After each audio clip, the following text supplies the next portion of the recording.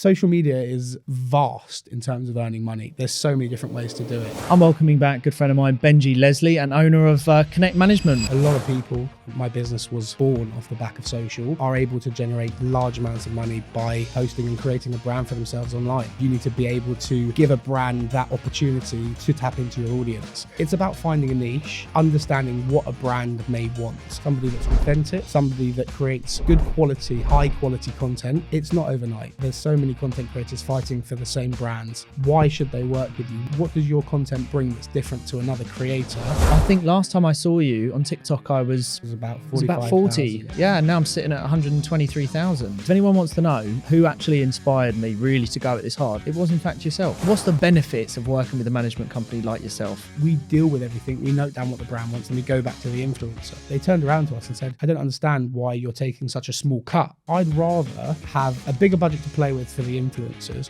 create unbelievable campaigns and work with these brands long term, then swallow 50% of the revenue, be super happy that I've got loads of cash, but not deliver on the campaigns and not win the business back. What would you say to people? We're in Jan 2023. What's the possibility? Who gives a shit what other people think at this point? If you're passionate about doing something, go and do it. There's an opportunity now to jump on, create a niche, create a brand for yourselves and just grow. How legit is it in terms of making like some serious money? If you want to unlock the big budgets and if you want to find where you can actually make a living off the back of socials, it's by... Hey everyone, welcome back to today's podcast. I'd like to say a big thank you to Casita Properties, the UK leading property company when it comes to off-market discrete buy-to-let sales, who are sponsoring this podcast. I'm welcoming back a good friend of mine, Benjy Leslie, and owner of Connect Management. Welcome back, mate. Thank you very much. Nice to see you. Bright and early. Bright and early. We got offered food. Jeremy, who's sitting behind the camera, you can't see it, brought up a load of Gale's food. I've eaten some. You haven't had any yet, but... Not on the sugar this morning. Not in the morning, but later. Definitely Dude, later. welcome back. We're going to have a bit of fun with it today, but also, hopefully, we're going to inspire people and actually throw a bit of reality back into, into the world in terms of there is just so much opportunity right now through social media, building a brand, merging that into a business, because there are a lot of people who are just writing it off. I'm living and breathing it now every day, and I'm seeing so many people, and there's this fine line of, no, it's absolutely not possible. I do not believe it. You're talking absolute crap. It's a scam. But like, this is legit. You know, this is a real world and this is the way things are going. And do you think just why are people writing off the possibility of a career as a content creator? I think a lot of people are skeptical. There's a lot of people on social sort of preaching, making money fast, scams, as you call them. You know, a lot of people like to see Forex trading and drop shipping and Amazon FBA and all this stuff. And it seems pretty much out of touch because you don't understand how to do it or you don't understand the processes behind it. And I think that everything has an opportunity to make money. I'm sure people are making money on Forex. I'm sure people are making money on Amazon FBA, but there's clearly tips and tricks. The same with socials. And a lot of people, my business was born off the back of social, are able to generate large amounts of money by posting and creating a brand for themselves online. So it's very much a reality. Obviously, there are certain ways you have to act and you have to go around in order to win business on socials. A lot of the money is where the brands are. There's a huge market space for brands to essentially reach customers, and you need to be able to give a brand that opportunity to tap into your audience. Yeah. But obviously there's the elements of brand safety, there's elements of, am I reaching the right audiences? Who does your content reach? And so on and so forth. So there's a lot of different steps to it. But well, yes. Last time we spoke, I think for TikTok, I was on, and I will say, if anyone wants to know who actually inspired me really to go at this hard, it was in fact yourself. Like, genuinely, it was the last time we spoke.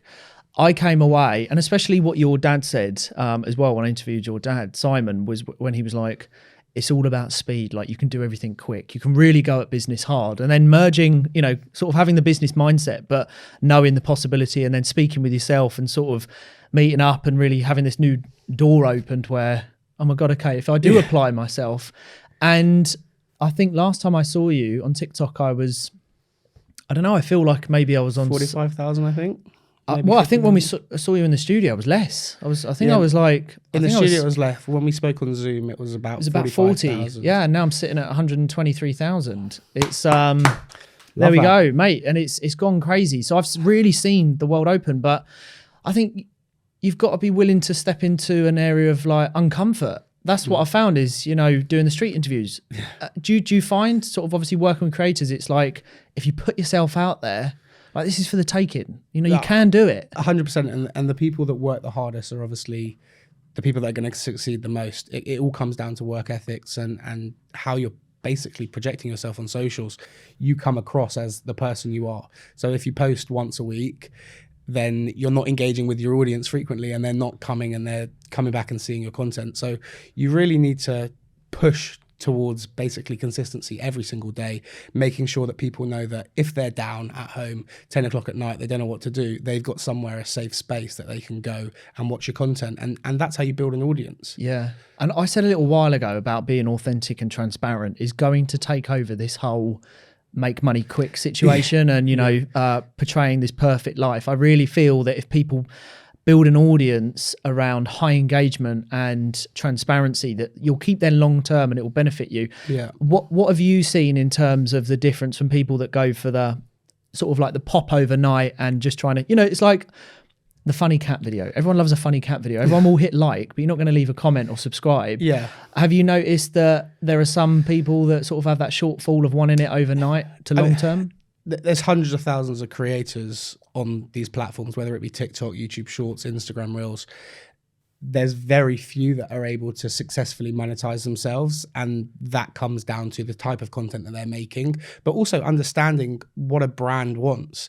Obviously, in the short term, you can make money off views. You've got YouTube Shorts that are opening up 1st of February. They're splitting the ad revenue now with Shorts creators. You've got long form CPMs that get paid out to YouTube creators. TikTok do pay nothing amounts of money to creators for views. So you can earn a little bit of cash like that. But if you want to unlock the big budgets and if you want to find where you can actually make a living off the back of socials, it's by collaborating with brands. You've got an audience that the brand wants to reach. You want cash essentially in exchange for that audience, but also in order to create that audience and in order to create an engaged group of people that are actually going to react to something that you're pushing, you actually need to have a strong community. And that's it. All comes back down to community. It comes back to how do you treat your community? Are you going on live every night and speaking and interacting? If they message you on Instagram, are you then replying? Do they feel like they're part of your clan essentially? And that's how you build an audience. And it's not overnight. Creators can gain followers overnight, but that doesn't mean you're gaining an audience that's actually bought into what you want. And it's super important, going back to the brand side, of creating content that fits within what brands are looking for, whilst also keeping it authentic to yourself. So if you've got a style of content that you make, keep it that way, but also in the back of your mind understand, okay, if I swear a lot, are brands going to want to associate themselves with me? If I talk about crude humor, is that something that NatWest Bank are going to want to associate with? Because remember, a lot of these big brands are testing socials right now. And to them, something like a TV ad is very brand safe. It's been around for years. It's tested. They're not going to lose their job if they post a TV ad and it doesn't do too well. Whereas if they inject a load of cash into a social ad and it does crap, their job is on the line because they're the one that's taking the risk. So it's about pairing yourselves really in a way that you can engage with a brand in a safe way for them. Yeah, I remember you saying to me on the phone when we spoke, you said, mate, start incorporating some lifestyle stuff. Yeah. And I remember I literally took it away that day and I was like, right, I'm going to start merging in some more sort of like, I suppose, bit of my character and a bit of humour. Personality. Personality. And I think it's paid dividends. Like 100%. In terms of the funny stuff and more of like the vlogging or like the sort of, just picking up the phone and being organic, it's really paid off. And it's funny because I do believe that I had it already built in me. I already think long term. Yeah. But I tell you now, I bet you have this all the time. When people do ask me I'm about to start a TikTok account, I always turn around and say, do imagine this account in 12 months time. Yeah. Like what Benjy said about what brands will look at you and actually want to take you on as a credible content creator. And I don't think people are doing that, because I tell you what, there's so many people that I know that are swearing, saying really crude words, going quite deep into they're letting their emotions come out too much, which may put off brands. We were just talking. If you compare it to, for example, an Andrew Tate, biggest content creator on the planet essentially at the moment. Obviously he's going through a lot of controversy, but a brand wouldn't associate themselves with him, no matter how much reach he's got. He reaches hundreds of millions of people a day.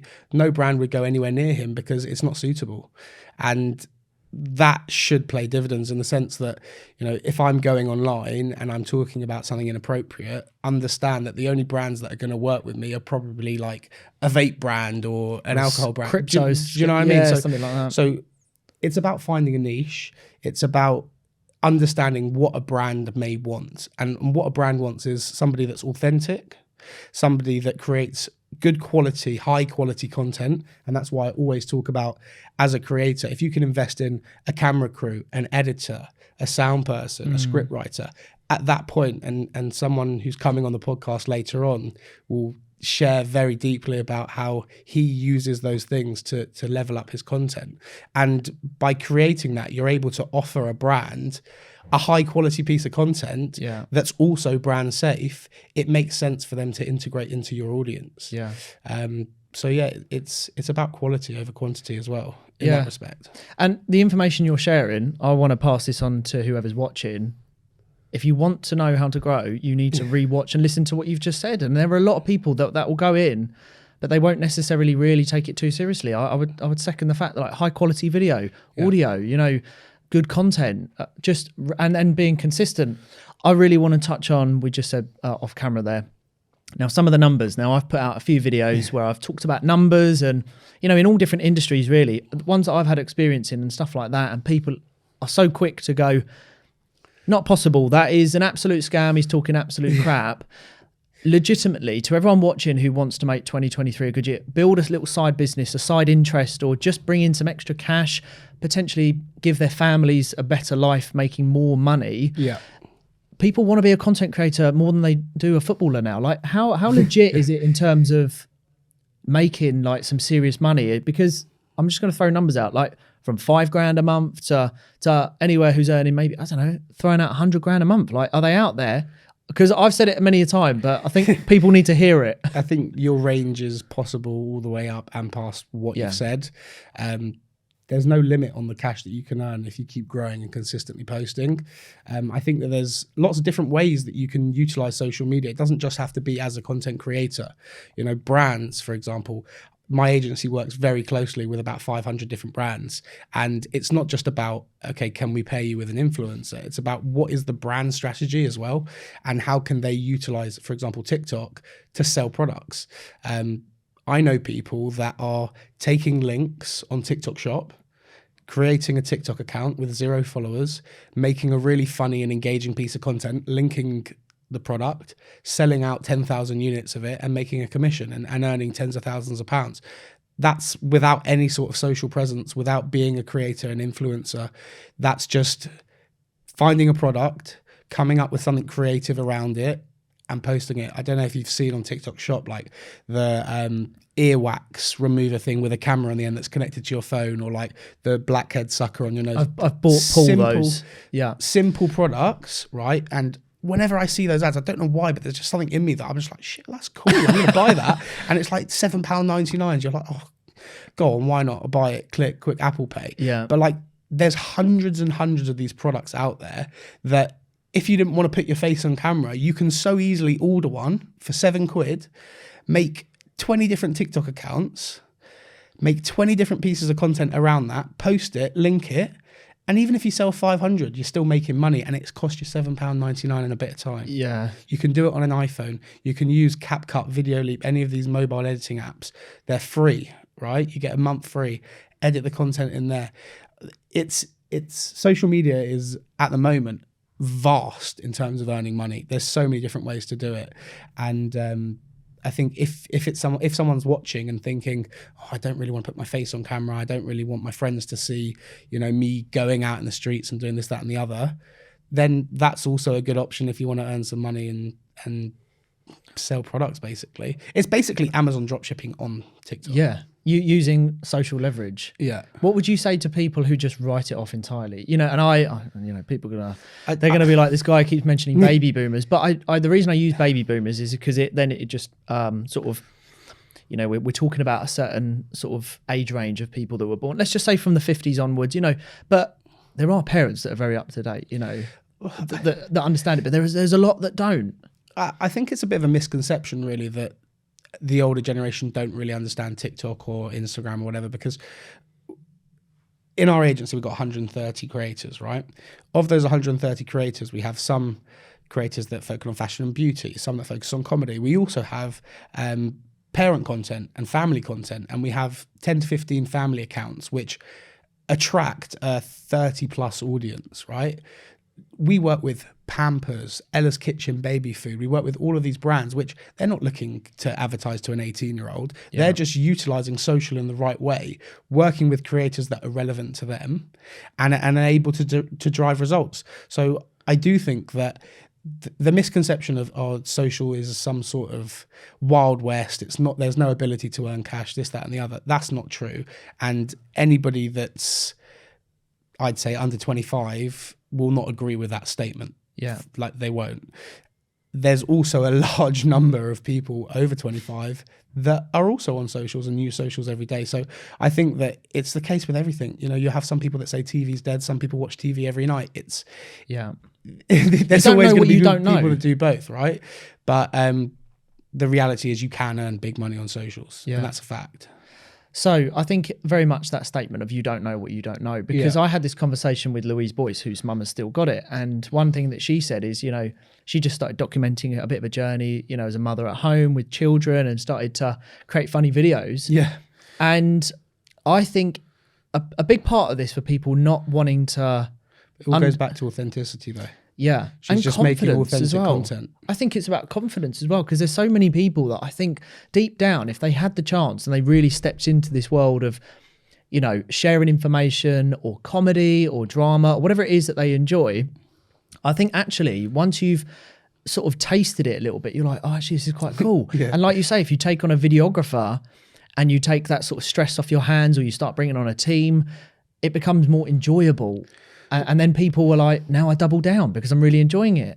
You also learn to operate as a business, not as an individual. I think when you do everything yourself, it's great, and you can cut costs and you can do everything exactly how you want it to be done.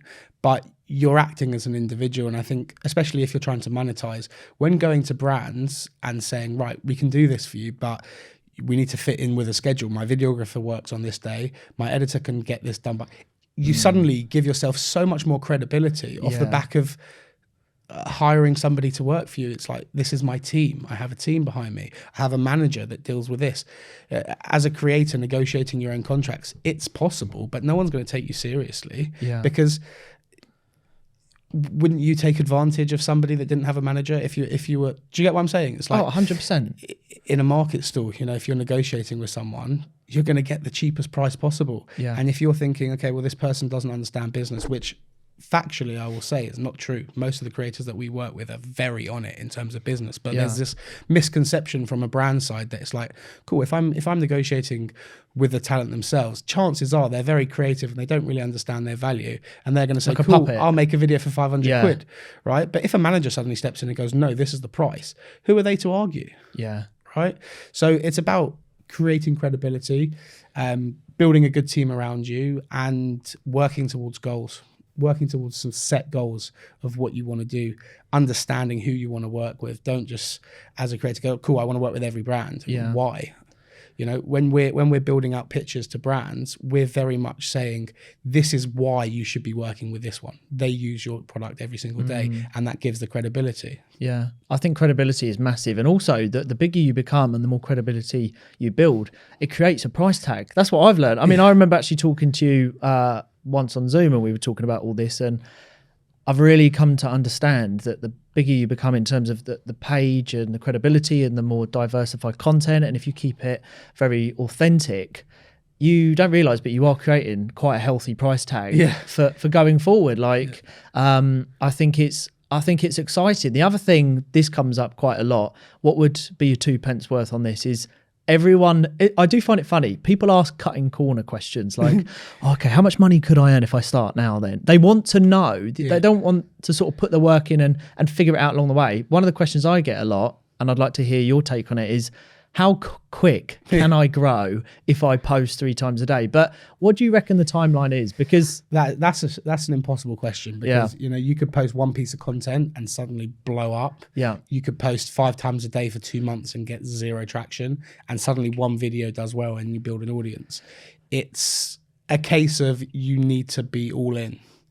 Don't just make it as a side hobby, and if you do, stay consistent with it. But you should be going all in, creating your content 3 times a day, fully like working out, okay, how can I level up this content? How can I make the content better? Yeah. And for example, with your lifestyle content that I was speaking to you about, and how you can make more personable content, it's not doing as big of views as some of your other content. But what you don't realize, or maybe you do, but what other people don't realize on the outside is, although that piece of content is getting less views, that's actually your engaged audience that are watching that. So if it only gets 5,000 views as opposed to 100,000, cool. But you've got 5,000 people that are willing to sit down and actually listen to something about you, your personality. And that's way more valuable than 100,000 views on whatever else the content is, right? And it adds to like the social portfolio, doesn't it? Like I say, I think the more people, I would definitely pass on a bit of advice. If you are getting into socials, the word social media, I think for a lot of people is still that sitting on a couch with your legs behind your head, scrolling. Well, it's not, it's a business. It is not the case. A business. I don't know, Luke, I imagine you probably sit down, you look at analytics, what worked, what didn't work. Like there's reviewing to be done, and reviewing can make improvements. And what I did, like, I think your old man said this, was, why work on my weaknesses when I can work on my strengths and just make them incredible? And basically just really make this a thing where it could blow up, and, working on strengths. And I think that's important in socials. I mean, going back to the authenticity, it's like, if you love cooking, set up a page about cooking, right? And go for it and spend time on it. Don't force yourself to do something that you don't love. Like, don't just make content for the sake of it. Like, someone could look at your page and go, cool, I'm going to go and do street interviews. If you haven't got the confidence to go up to people and do street interviews, don't fake it just because you see someone else succeeding with something. Come up with your own concept, your own niche, and run with it. The market's saturated already. There's so many content creators fighting for the same brands. Everybody wants to work with Adidas. Everyone wants to work with Nike. Why should they work with you? What does your content bring that's different to another creator that will allow you to then actually say, well, yes, you're working with them, but you need to add me to your marketing mix because this is what I bring different to them. And brands have the budget to work with people, but they want to work with people that are actually going to deliver something in return. So it's about following something passionate and also creating a niche that actually nobody else is doing. And who knows what that is? There's loads of opportunity. The thing is, if you really sit down, this is what I get excited about this, because when I sit there and I brainstorm and I think, right, where do I want this to go? I do instantly go to, me and Paul talk about it all the time.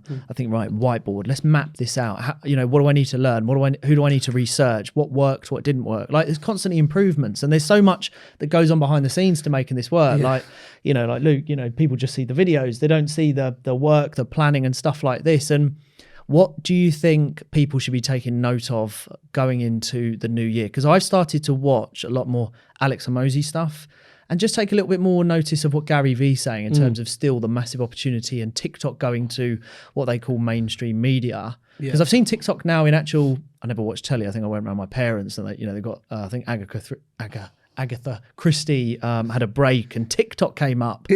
And I thought, I haven't seen it on TV yet, but they say it's going to mainstream media. What does that mean in terms of, like, is there a bigger opportunity this year? Has TikTok changed? Has it evolved? Like, what's happening?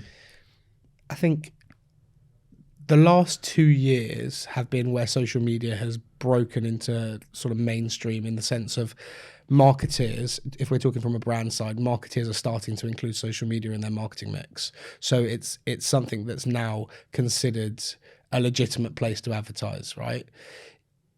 Brands, although knowing that, are still doing tests into, okay, but does this work for our brand?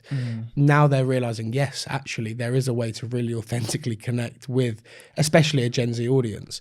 So they're now starting to pump more and more cash into it. So last year you saw the budgets getting bigger and bigger. I don't think this is slowing down whatsoever. I think that anybody that I speak to that's of a younger age will instantly say, no, I don't watch television, I watch YouTube Shorts, or I watch TikTok, or I watch Instagram. Unless it's a Love Island or a can't even think of any, like the football on the telly. Yeah. There's not much other things that younger audiences are watching. So what that means is more and more people are going towards socials. There's more and more eyeballs, which means there's more and more revenue to be made because there's more advertisers. So I think that it's a case of it's only going to get bigger. More and more people are going to join these platforms. I assume more platforms are going to arise and grow. And it's a case of, are you able to keep up with the trends, keep up with the algorithms, and create good quality content that people actually want to watch? Yeah. The reason brands like the Sidemen and Beta Squad are so successful is because they constantly come back every single week with a really good piece of content that everybody wants to watch. And that's what content creators, whether it's short form or long form, have to consistently do. Yeah. You have to bring it. Yeah. Well, that was like Julius Dean. He turned around. In fact, a great bit of advice also for anyone watching is 3 things. He said, the hook, and then it's attention and retention. Yeah. You've got to have all three things now, because obviously everyone's so quick to swipe that thumb that you've really got to capture people. Yeah.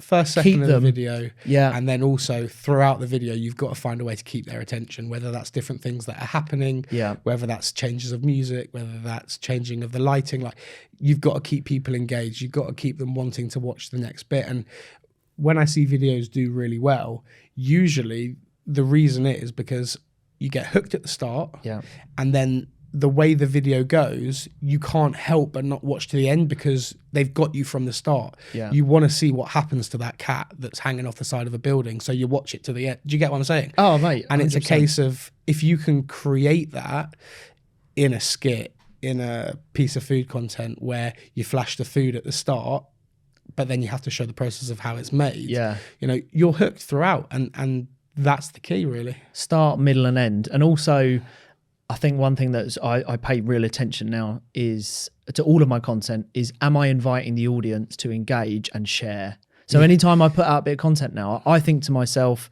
is this a bit of content where people would go, fucking hell, I agree with that, I'm sending that to Dave. That's like, that's what I imagine, you know, how many shares could happen. But from the management side of it, because this is something I'm interested in, I'm coming for you, Benjy, is that do you know when we spoke, actually, I'm just going to take you back. You know when we spoke and you said, look, mate, you've got the mindset for it. You've got the business mind to sort of deal with all the negotiation stuff like that. Like, just, I'll tell you what, I've got all that. I haven't got the fucking time now. Like, that's one thing I realised, that I'd rather take 80% of nothing but not have to deal with that 20% of what is now becoming an absolute headache. So how do you find it? What's the benefits of working with a management company like yourself? I think exactly what you said. It's not actually, most of the time, it's not that they're not capable. It's the fact that, one, it adds the legitimacy of, speak to my manager. You're not negotiating with me. I don't deal with the numbers. I don't even know what I'm getting paid for this. It's just a case of just deal with my manager. But as you say, like, as a full-time content creator, you've got a hell of a lot of stuff to do, whether that be coming up with ideas for content, shooting content, editing content, going to events. There's so much stuff, collaborations, and you don't have the time to be replying back on email saying, oh, I want $4,000 instead of 3,800 or whatever it is. Like, there's no time for that. So you need to work with somebody, but also it goes deeper than earning money. It's having the support systems. If something goes wrong on your platform, how can we fix it quickly? If you need to go to a meeting, do you have someone by your side that actually understands the social media space from a business perspective in terms of a brand, so that we can say to the brand exactly what they want to hear? Because a brand working with an influencer, they're not filled with confidence in the sense of, do they understand what I actually want to achieve? And because we understand what the advertiser wants, we're able to portray in a simple way to the influencer, this is what we need to achieve. We need to make it authentic. We need to deliver the views. We need to sell the product. And this is how we're going to do it. And we brainstorm together. We've got creative teams internally that, if we can't come up with ideas, we'll sit down with the creatives and we'll come up with ideas. There's so many different elements to it, deeper than giving away 20% of your money. And everybody that's with us will say that giving away that 20% is the best thing they've ever done, because they can just focus on being a creator. You can speak to Luke about it later on the pod. I can kind of imagine how much it takes off now, because I have to admit, it's just, and look, I'm not even, I'm not overwhelmed with them, but the ones that I am getting, I do find it hard, because just the whole replying, the negotiating, the terms, the rates, the reading of these Contracts and everything. campaigns, and you've got to fulfill this by Friday, and like, can we jump on a Zoom call? No, we haven't got time to jump on a Zoom call. And so there's exactly, and that, for example, is jumping on the Zoom call. We act as an agent, right? So we deal with everything. We note down what the brand wants and we go back to the influencer.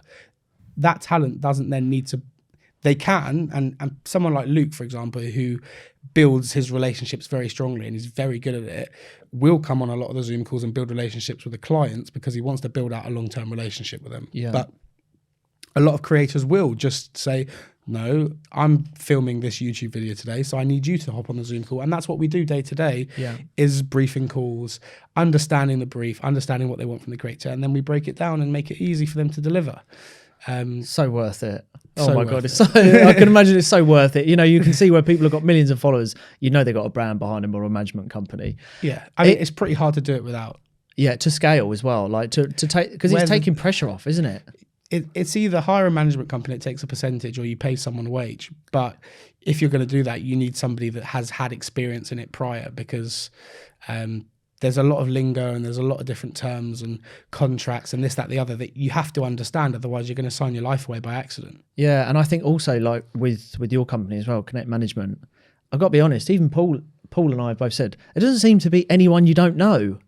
So like you can tell that adds already a huge amount of credibility to the creators that sit under that. Yeah, it just does. So I can only see it as a bonus. There's a lot of creators that aren't signed to us that we're still very close with, because at the end of the day, you don't know who adds value where, and we're very much on a level. It's like we want to just be friends with everyone in the industry, and we don't want to create any enemies. We want everybody to know who we are and know that we're legitimate and we're trustworthy in the industry. That's all. The reason I started the business was because the first talent that I had seen so many dodgy things go on and explained to me how many negative things are surrounding management companies and signing contracts and saying to you, all right, mate, I got your deal for $1,000, when actually they're taking 10 grand. Yeah. And it's like, how does that actually happen? Like, how is that? Coming from a more traditional advertising background, that would never happen because there's legislations in place. Whereas with social media, there's no laws, there's no regulations to say that can't happen. So as an agency, I can very easily take a big budget, allocate 90% to myself and 10% to the talent. And I saw that happening, and I thought, you know what, if I can build a legitimate business based off of trust and based off doing things correctly, granted, I may not make as much money as quickly as some of these other agents that are doing it in a dodgy way, but I'll build a business that will last 100 years because everybody trusts everybody. And that's exactly what we've done. We've built relationships with brands. I had a conversation the other day with somebody at a very big company. We've just launched our agency team, where we essentially build out the campaigns from scratch for the brands. As well as, so sometimes brands will come to us and say, here's a brief, we want 10 talents, this is the goal, please can you give us people who are suitable for it? And we'll read the brief, come up with the talents that are best fitted and put it back to the brand. Now we're building out the briefs for them. And they turned around to us and said, I don't understand why you're taking such a small cut, which is the 20% from the talents, on the agency stuff. And I said, because I'd rather have a bigger budget to play with for the influencers, create unbelievable campaigns that are 10 times better than any other agency can, because we've got more budget to play with, and work with these brands long term and build a business off the back of it, then swallow 50% of the revenue, be super happy that I've got loads of cash, but not deliver on the campaigns and not win the business back. And you'll see all these big agencies, they're losing clients all the time. They're losing clients. Shortfall, isn't it? Yeah. And they're very happy to bring on just lose a client, get a new client, High turnover. Get a new client. Yeah. We work with 500 brands and they all come back every month to work with us again. Yeah. And that's the trick, in my opinion, is keeping people happy. Yes, the margins are lower, but we're still making money. It's the key to constant revenue, isn't it? Yeah. Keeping a client happy. And everybody knows that we're like, in the industry, when it comes to legitimacy, everyone knows that we're so straight and down the line. Like everything gets done properly, and that's our USP. Yeah. I mean, I think your brand speaks for itself now. If you haven't, go check out Connect Management. Thank you for the What plug. would you say in terms of, what would you say, what would you say, like, for people wondering, because again, I just want to answer some of those questions people are dying to answer. Yeah. When it comes to like an influencer who's in demand, how many brand deals could they see a month? Like what's a top, are they getting a few a week? Are they getting maybe easy. a couple a month, or what does it look like? It depends how you want your page to look, right? And we work with the talents to basically choose who they do and don't want to work with. And we turn down a lot of business because whether it's to do with just it's not possible, or the budget isn't there, or the campaign isn't right for them. But, I have influencers that will do 4 or 5 campaigns a week. I have people that will do 2 big ones a month and be happy with that. It just depends on what you're looking for. Obviously, if you're banging out 3, 4, 5 ads a week, it's a lot of work. Yeah. And that's when you need editors, videographers, script writers, because you can't do it all as one person. Yeah. You need to run as a business.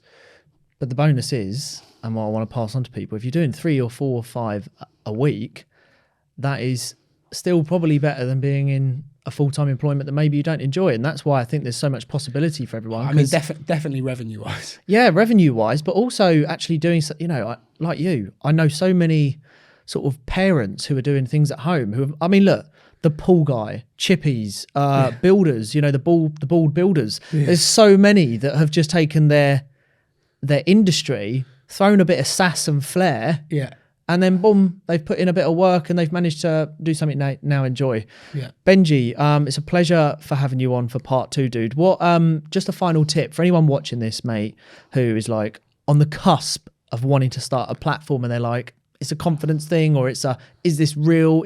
Am I going to be going through an imposter syndrome? What would you say to people? We're in Jan 2023. What's the possibility? I saw a picture the other day and I posted it on my story. I don't know if you saw it, but it was basically a picture of a massive warehouse and it was fucking empty, right? And it said, every single person in this room are all the people that pay your bills, care about what you're doing, and determine what you do in your life. And that is a fact. It's like, who gives a shit what other people think at this point? Yeah. If you're passionate about doing something, go and do it. There's an opportunity now with socials, and I think the gap is closing because eventually it will be harder and harder to grow on socials. There's an opportunity now to jump on, create a niche, create a brand for yourselves, and leave your 9 to 5, right? And just grow. There's an opportunity, but the only person stopping you is you.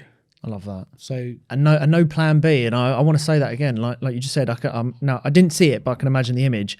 No one gives a shit. That's literally you have to be your biggest I think cheerleader. Most people think in the back of their heads, "Oh, my friends from school. Like, what would they think? Who fucking cares?" Yeah. Oh my god. Do you know what I mean? It's like, amen. Yeah. If they see that you're earning 10 grand a month, they'll be like, "Oh, fair enough." Yeah. They'll probably doubt you until you get to that point. Again, who cares? And if they do, as Frank Sinatra said, best form of revenge is success. Yeah. Revenge in the sense of any doubters, go and prove them wrong. Yeah, don't go stabbing people. It doesn't mean death. Dude. Just do it. I've absolutely loved it. Look, for anyone who's still here, Benjy's going to be one of our headliners at the next Peak Performance event, 2nd of Feb. Speak about it. 2nd of Feb. Mate, we're going to put a promo together that's going to be juicy for it anyway. But beautiful. Mate, it's an absolute pleasure to have you on. And we're going to do a part 3. It's coming. I'm down. Let's do it. Everyone who watched, thanks so much for watching. We'll see you all very soon.